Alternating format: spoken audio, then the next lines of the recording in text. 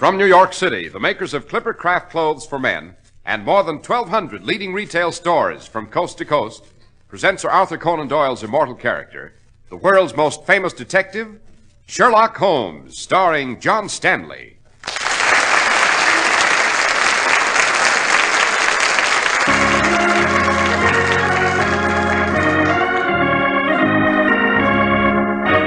This week's story, The Adventure of Dr. Winthrop's Notorious Carriage.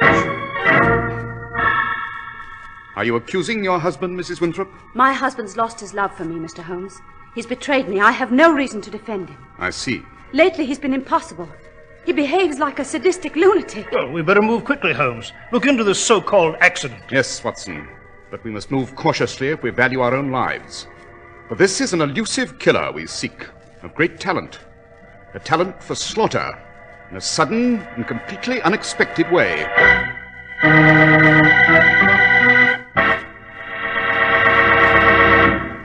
Put on a fine Clipper Craft summer suit, and you find it delightfully light, cool, and comfortable. Wear it a while, and you notice your Clipper Craft suit keeps its smart appearance long after other suits are wilted, crumpled, and baggy. The amazing way a Clipper Craft lightweight suit holds its lines is assured by Clipper Craft's master tailoring and Clipper Craft's careful selection of fine summer fabrics. Try on a Clipper Craft suit tomorrow, and you'll see what we mean. You'll be delighted to see how little you have to pay. A tropical weight Clipper Craft summer suit costs only $33.75 to $42.50, and your new suit will be envied by men who usually pay many, many dollars more. You save all that money through the unique Clipper Craft plan, whereby more than 1,200 independent merchants from coast to coast pool their tremendous buying power.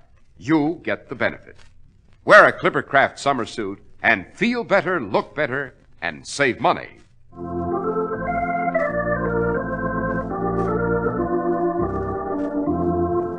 Well, Dr. Watson, who rode in Dr. Winthrop's Notorious Carriage? Well, Mr. Harris, this adventure with Holmes occurred in the early 1900s. It began backstage at one of London's most famous theaters. It was in the dressing room of Margaret Ashley, an exquisite and very popular young actress. Her performance for that evening had ended, and Margaret had a visitor, a Dr. Charles Winthrop. I've made up my mind, Charles. I'm going to your wife. I'm going to see Elizabeth. Are you, Margaret? I shall tell her that I adore you, that you and I have been sweethearts all these months. I shall ask her to give you your freedom. I think she will, too. Well, it's very touching and very foolish. Well, why do you say that? My word, you've an appalling, self-centered mind, Margaret. Like many women, you believe that simply because you want something, you'll automatically get it. My wife would not be struck at all by the magic of our romance. To her, this would be a rather cheap, sordid business, an insult to her ego. Being a mature and poised woman, she'd take this with an air of dignity and tolerance, but in her heart of hearts, I'm afraid she'd be furious. Well, then let her be. Are you satisfied with these desperate, dangerous meetings? You're coming to my flat if and when you can find the time, if and when you can somehow lie to Elizabeth? It has been difficult, yes, but... I'm sick of it. I shan't tolerate it. We must face it, Margaret. We must do as best we can. I'll tell you you're tired of her, that you love me, that you see her only as a dowdy, bedraggled housewife, that your marriage was wrong to begin with. It's nothing more nor less than an exercise in boredom. Now, look, Margaret, I want you to control yourself. Control myself? In heaven's name, why? I want you, and I'm going to fight to keep you. When a thing is wrong, must you go on and on and on with it? I said you will not tell Elizabeth. Nothing on earth could stop me. I will. What do you mean? You knew I was married, Margaret. You knew the terms of the bargain. You accepted them gladly. But we love each other. Do we? Now listen to me. You made a great romance out of this. I didn't. You wanted to believe I was in love with you, that I couldn't live without you, simply to please yourself, to cover up the truth. What truth? That this has all been just a lark for me. That I was attracted to you because you're very beautiful, and that's all. And that is all, Margaret. It begins and ends there. I don't think it does. Oh, yes. It's taken years for me to become a reputable physician, Margaret. It's taken every ounce of strength and every moment of time I had to achieve a position in my profession and in society. I've a well-ordered household. I've a decent, honest wife who who loves me. You're not going to place a bomb under that structure. Oh, yes, I am, Charles. Now that you've told me how you really feel, I'll give you a taste of my vengeance. I'll wreck your home and your life, and I don't think for one moment that I can. You'll do nothing of the sort. And do you know why? Do you know why you won't say a word to my wife? Go on. Tell me. Because if you do, I'll kill you. He'll never do that. You could never get away with it. You underestimate me, Margaret. I haven't an ordinary mind. I've a way. A wonderful way. Remember that. And remember, if you go to Elizabeth, I'll murder you.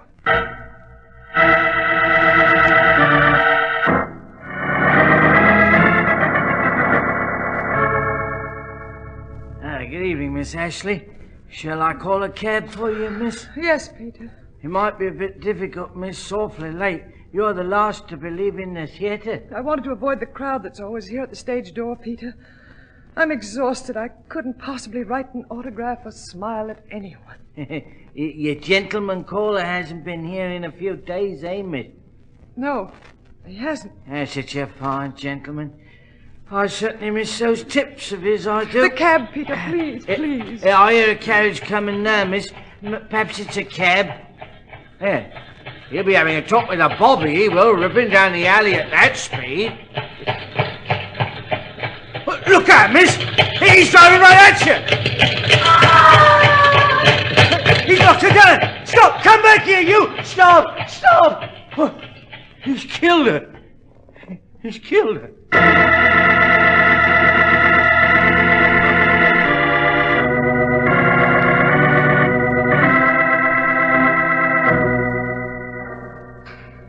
Elizabeth, I must speak to you.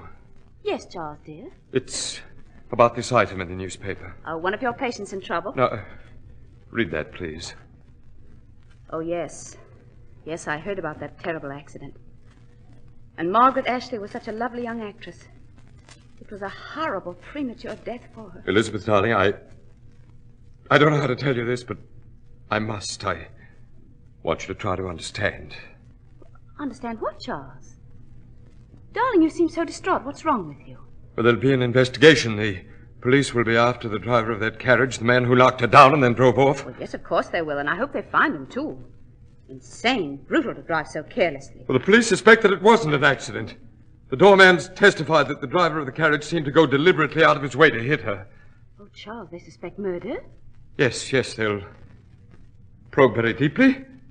The most intimate details of Margaret Ashley's life will be exposed to public view, and so, Elizabeth, before you find out some other way, I must tell you. Tell me what, dear? I knew Margaret Ashley. Oh, yes? It wasn't a passing acquaintance.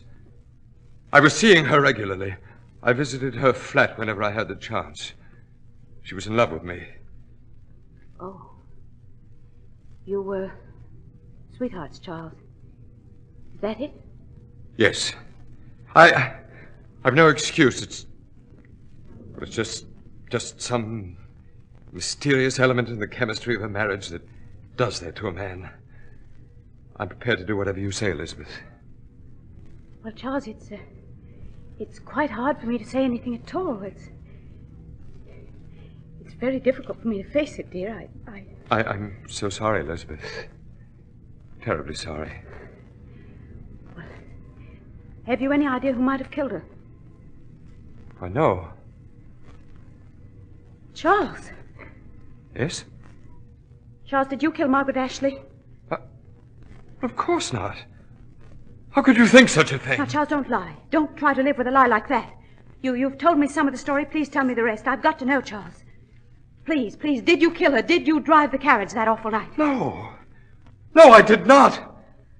I did not! Listen to me. I might try to forgive an escapade of yours, but I couldn't forgive murder. Now, you must tell me. Will you let go of me? You're out of your mind accusing me. You did kill her. I can sense it in your eyes. Your hands are trembling. I've never seen an expression on your face like that before. Shut I know up! it. Now get hold of yourself. Don't ever say that again. Is that clear? If you ever say that again, you won't live to say another word.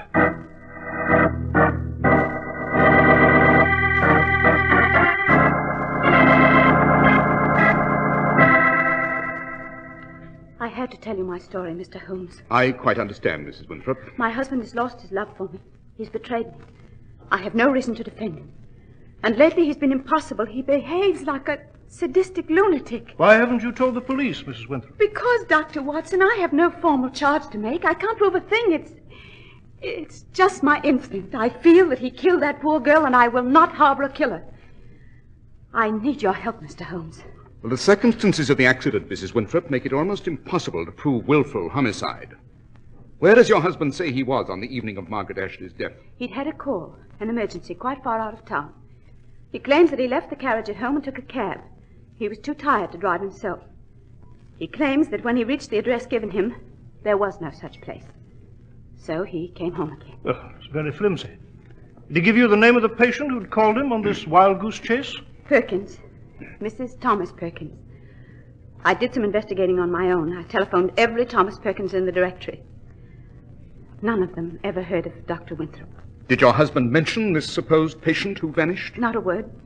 But, Mr. Holmes, you must find the evidence quickly. He knows I suspect him, and I'm afraid of what he might do. I shall move as quickly as possible, Mrs. Winthrop. Come, Watson, we shall speak first with Peter, the doorman, the witness to the accident. I'm ready, Holmes. We shall move very cautiously, Watson, if we value our own lives. For this is an elusive murderer of great talent. A talent for slaughter in a sudden and surprising way.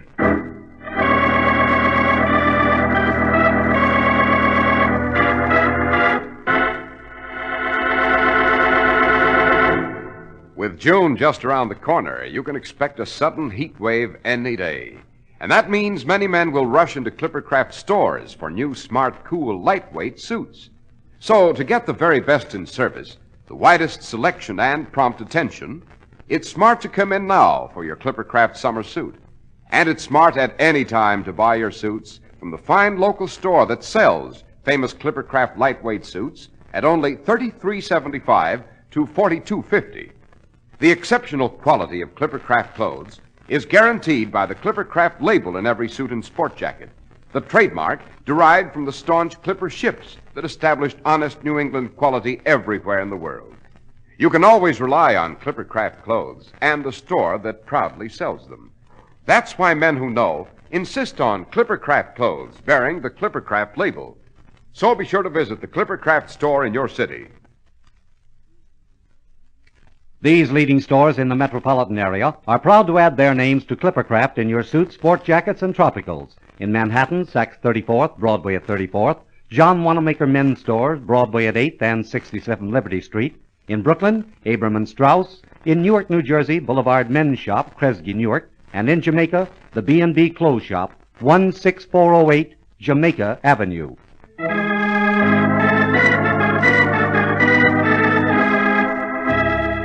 Dr. Watson, you and Mr. Holmes were racing to speak with Peter, the doorman, backstage of the theater where Margaret Ashley died. Yes, Mr. Harris. The enchanting Margaret was killed by a passing carriage. That night, Holmes and I stood in the dark, twisted alley by the stage door, under a pale moon, talking with the doorman. You say, Peter, you had a glimpse of the driver of that carriage? Yes, Mr. Holmes, I did. He was wearing an eye hat and a cape. The cape was purple. I could see it flying in the wind. Did you see his face? No, it was too dark, and he passed like fury. Did you recognize the carriage? At first, I didn't. You mean that you remember it now? Well, in a way, Dr. Watson. It looked to me like... Well, it isn't very discreet of me, but seeing as this is so serious a matter, it looked to me like the carriage of a certain gentleman what often comes to see Miss Ashley. Oh, see, Holmes? Do you know the gentleman, Peter? No, I'm sorry, Doctor. He never told me his name. And whenever he stepped out of the carriage, he was carrying orchids for Miss Ashley. And he held them up in front of his face, you see. And he held the cape up, too. A purple cape? Sometimes, Mr. Holmes, yes. He didn't want anyone to recognize him, I guess. It must have been one of those romances what you read about in the papers, you know. Maybe he was a cabinet minister or some high mucky-muck who was in love with Miss Ashley. Yes, quite. Would you know the gentleman were you to see him? Not by his face, Mr. Holmes. That makes it even more difficult, eh, Holmes? More than you would imagine, Watson. Even if the doorman here did recognize our man, that wouldn't prove the accident was deliberate. Peter, after the accident, did you notice anything curious about the body or the street or any of the other circumstances? I found a flower. Fell out of the carriage. An orchid. Well, again, an indication of our man. I say it's him, all right. Except I don't like to send a man to the gallows just on my say-so. No. Thank you, Peter. You've been rather helpful. Well, where to now, Holmes? Every florist in the district, Watson. We have the rope. We must now draw the noose tighter and tighter.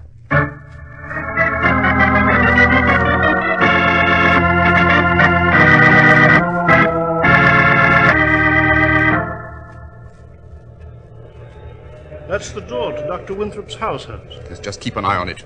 Mrs. Winthrop said he'd be leaving about this hour.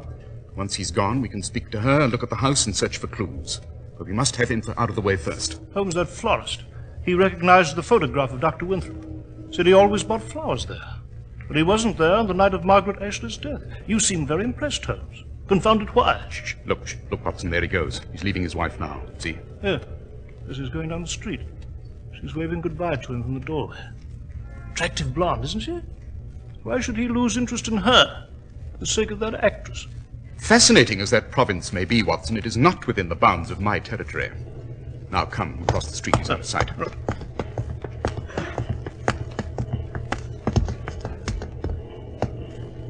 All right, I'll ring Holmes.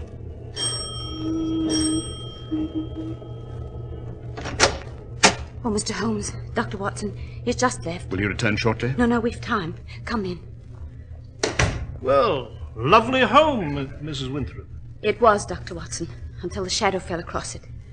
But I've been living in this house with a man I know is a murderer. That is your husband's consulting room, Mrs. Winthrop? Oh, yes. Yes, he does all his work down here. The drawing room and the bedrooms are upstairs. Maybe go up? Yes, certainly. But, Mr. Holmes, you must find the evidence. I can't stand it. I'm so afraid all the time. He's going to kill me, too, you know.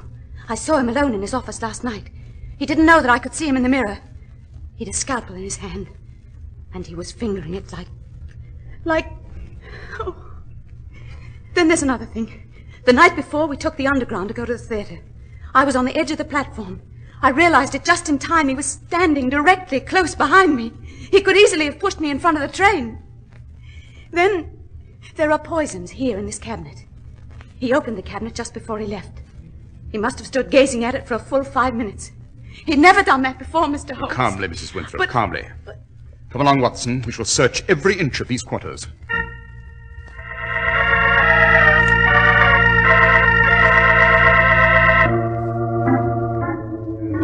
By George, Holmes, we've gone through every room.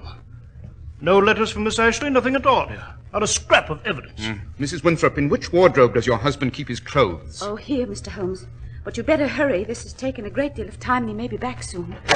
Looking for the outfit he wore the night he drove the carriage, Holmes? Aha! The purple cape, trousers, double-breasted jacket to match, and on this shelf, a high silk hat. Oh, please be careful. I never touch his things. If he suspects that anyone's been in his wardrobe, he'll have another one of his fits. I see. Well, I believe this concludes the search, Mrs. Winthrop. Yes, but have you found anything? We'll discuss it downstairs, then we can slip out of the back door. Yes. Well, Holmes, should we risk Mrs. Winthrop's life again for another night? Wouldn't you advise her to leave on some pretense until you have the facts that you want? I have the facts, Watson. Really? Facts which prove I killed Margaret Ashley? Dr. Winthrop. Charles, I didn't hear you come in. I came in very quietly through the front door, Elizabeth. I heard voices upstairs. I kept very still and waited for you. You scheming, conniving... My arm! You break my arm! I just want to keep you close to me, that's all. If you move, Mr. Holmes or Dr. Watson, I'll take this scalpel I have in my other hand, and I'll drive it into my wife's back. Charles, please listen to me. It won't help to kill me. Mr. Holmes will see that you die for it because he knows now. You sent for him, didn't you? You wouldn't believe my story. I'd like to kill you slowly, Elizabeth. You should suffer a bit. Neat strokes of the scalpel to cause unbearable pain. But a slow death, the same slow death you've given me with your suspicion, your accusations. Killing your wife now would accomplish nothing, Dr. Winthrop. It would to me. I don't care about the consequences. I said killing your wife would not be necessary, Dr. Winthrop. His Majesty's hangman will do that. What? I said His Majesty's hangman will do that. Well, I don't know what you mean. He dropped his scalpel. Watson, quickly pick it up. Yes, I have it, Holmes. I wanted to be sure you didn't pick it up, Mrs. Winthrop. Since you drove Dr. Winthrop's notorious carriage, since you killed Margaret Ashley. I did? Mr. Holmes, that's preposterous. Bolt the door, Watson, and guard it well. Yes, right. Elizabeth, my wife killed Margaret? Precisely, Doctor. When Watson and I visited the florist where you regularly purchased orchids for Margaret, he told us that you hadn't been in his shop on the night of her death. It struck me as odd. Perhaps you purchased the orchids elsewhere, eh? Of course, Holmes, that doesn't prove... One moment, Watson. The driver of the carriage dropped an orchid on the cobblestones of the alley. The doorman told us that. Would a man stop to purchase orchids for Miss Ashley when he knew he wouldn't see her, but intended to run her down with the carriage? Definitely not. But you accused me. Exactly. Who else would have borrowed your husband's carriage? In the bedroom, you told us that you never touched your husband's things. But you had, Mrs. Winthrop. You're guessing, Mr. Holmes. You're unable to prove one iota. Your husband's purple cape, identified by the doorman, was draped over his double-breasted jacket. The jacket was neatly buttoned. You see, it was buttoned, Mrs. Winthrop, to the left, not to the right, the way a woman wears such a jacket. Elizabeth. You are a blonde, Mrs. Winthrop, and in the lining of your husband's high silk hat, I noticed a long blonde hair. Jove, Holmes. You called your husband that night, Mrs. Winthrop, to get him out of the house. You were the non-existent Mrs. Thomas Perkins. You gave him a false address far on the outskirts of London. Then you put him into a cab, convincing him that he was too tired to drive himself. You put on his clothes. You took his carriage. You purchased orchids. You killed Margaret Ashley, being careful to make the cape very conspicuous and to drop an orchid, so that the doorman's testimony would indict Charles. You're quite right, Mr. Holmes. She wasn't satisfied with Margaret's death. She wanted to see me die, too, to hang for the murder. Yes, she painted a vivid portrait of you as a murderer, Dr. Winthrop. Remember, Watson? The underground, the medicine cabinet, all lies. And Elizabeth, you knew all along about Margaret. For months, Charles. It just took a bit of time to plan my vengeance on both of you. Well, call the yard, Watson. Come and fetch a prisoner. Now, my dear Mrs. Winthrop, I observed to you once that proving this was willful homicide was almost impossible. I should have added that nothing short of genius could accomplish it.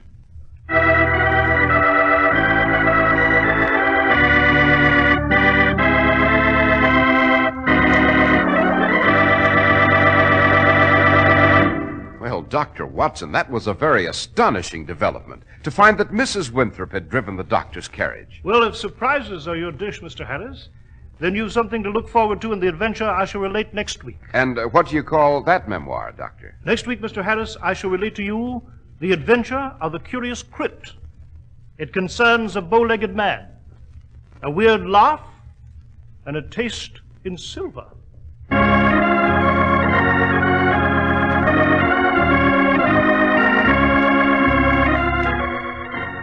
The makers of Clippercraft clothes and more than 1,200 stores from coast to coast have brought you another in the new series of broadcasts featuring the world's most famous detective, Sherlock Holmes.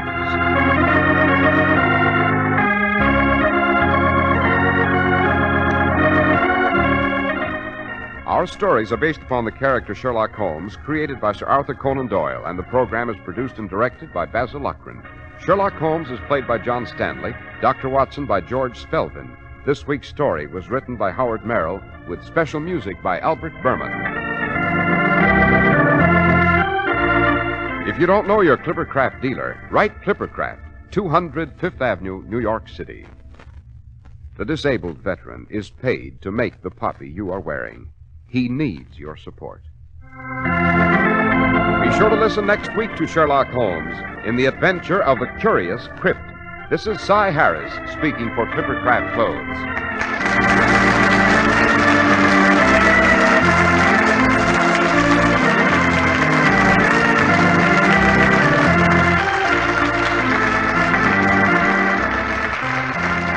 This is the Mutual Broadcasting System.